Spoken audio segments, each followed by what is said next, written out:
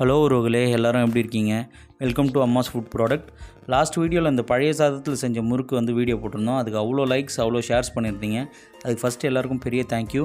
இன்றைக்கி நம்ம வீடியோவில் பழைய சாதத்தில் எப்படி தோசை செய்கிறதுன்னு பார்க்கலாம் வாங்க. ஃபஸ்ட்டு இந்த தோசைக்கு கடலப்பருப்பு, துவரம்பருப்பு, பைத்தம்பருப்பு சேர்த்து ஒரு அரை மணி நேரம் ஊற வச்சு எடுத்து வச்சுருக்கோம். ஒரு மிக்ஸி ஜாரில் 2 துண்டு இஞ்சி, 6 வரமிளகாய், 5 பல் பூண்டு தோல் உரிக்காமல் சேர்த்து இப்படி அரைச்சி எடுத்துக்கலாம்.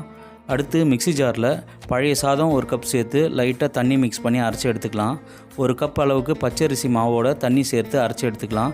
நெக்ஸ்ட்டு மிக்ஸி ஜாரில் நம்ம ஊற வச்ச 3 பருப்பு சேர்த்து இப்படி கொரன்னு அரைச்சி எடுத்துக்கலாம். ஒரு பேனில் 2 டேபிள் ஸ்பூன் எண்ணெய் சேர்த்து 2 டேபிள் ஸ்பூன் அளவுக்கு கடுகு சேர்த்துக்கலாம். கடுகு பொரிஞ்சதும் நறுக்கி வச்ச வெங்காயம், கறிவேப்பிலை, புதினா சேர்த்து ஓரளவுக்கு வதக்கி எடுத்துக்கலாம். வெங்காயம் வதங்கினதும் நம்ம அரைச்சி வச்ச மாவில் சேர்த்து கூடவே ஒரு கை கொத்தமல்லி, மாவுக்கு தேவையான உப்பு சேர்த்து மாவை நல்லா மிக்ஸ் பண்ணிக்கலாம்.